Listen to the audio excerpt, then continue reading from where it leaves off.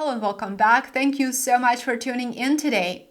As the Federal Reserve holds rates higher for longer, mortgage rates increased for the fifth consecutive week, reaching 7.2% for a 30-year fixed-rate mortgage. This means that the housing affordability crisis in the United States becomes worse as consumer debt surges and delinquency rates rise. U.S. consumers are struggling to pay their monthly bills, and for many of them, the dream of homeownership becomes something that they will never be able to achieve. How can someone who is barely making ends meet be able to save enough for a down payment or to fix his or her credit score to qualify for a mortgage? It is nearly impossible in this current environment where inflation remains high. We know that it is well above the officially stated rate, and prices for certain goods and services continue to rise. For example, gasoline prices are the top priority for American consumers.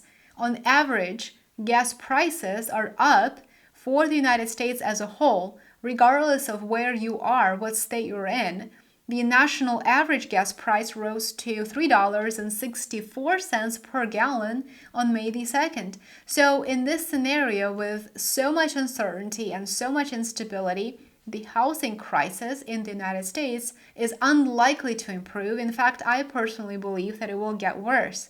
In fact, according to a recent survey, it's a recent housing survey to be exact by the New York Federal Reserve, 74% of respondents who are currently renting believe that it is somewhat difficult or very difficult to qualify for a mortgage these days. Just 3 years ago, for comparison purposes, in 2021, only 50% felt this pessimistic. Renters' expectations dropped to the lowest point since the Federal Reserve Bank of New York started the survey back in 2014. Now the majority of renters believe that it is unlikely that they will ever own a home. Historically, homeownership has been the key to building wealth in the United States, something that is seen as a status symbol, the core of a strong middle class. Now it is eroding very quickly, and with that, the American middle class is disappearing. I've covered this at length in my previous videos. More and more Americans do not believe that they will be able to afford a home in the near future. They also expect their rent price to go up. So it is not uncommon anymore to see videos like this one. So what has America done for us lately? Let me show you. Y'all see this RV? That's where we live. Not because we wanted to, because we couldn't afford housing anymore. What blows my mind is they are so swift to try to ban an app that has actually allowed normal middle-class people to gain some financial traction, where instead of living check to check, we now can have money to put back to get us a house.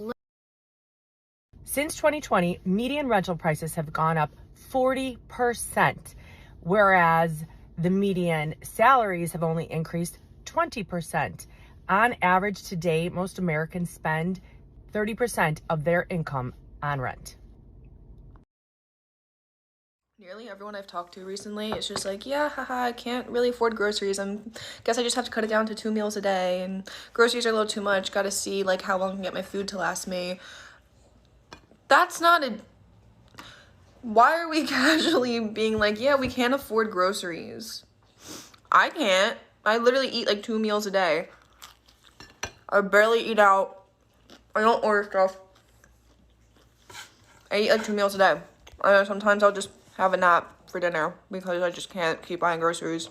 Like, you're telling us all of us have jobs, and the people specifically I was talking to have like well-paying jobs, and we all just still can't afford groceries. I mean, we're single people living on our own, so like there's rent, but besides for just paying for rent, you should also be able to afford to live, to eat, to feed yourself, and we literally can't do that right now.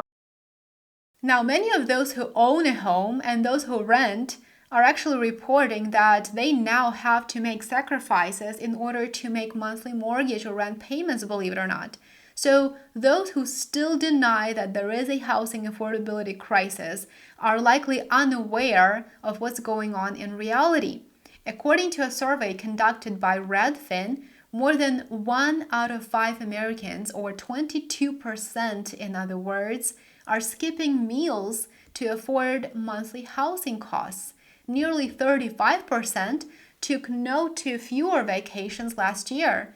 21% worked additional hours to pay rent or mortgage or sold their belongings, while 18% of Americans had to borrow money or dip into their retirement savings to make that monthly payment. Now, almost 16%, this is so concerning, almost 16% delayed or skipped medical treatments.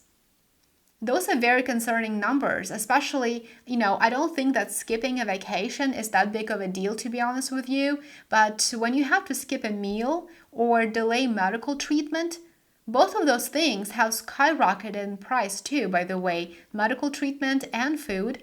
And so that is when it gets really, really concerning. And as you can see, those numbers certainly speak for themselves.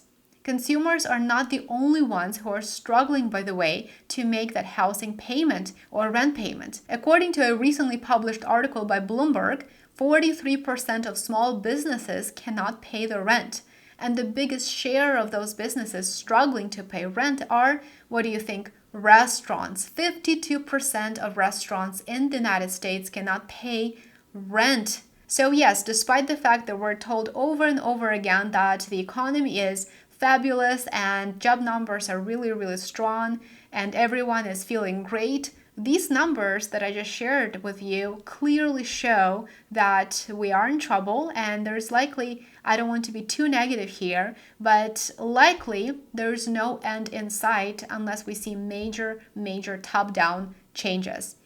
Thank you for watching. Like, share, and subscribe on Rumble and YouTube, as well as other social media platforms. I'll link to those in the description below, and I will see you in my new one tomorrow. Take care.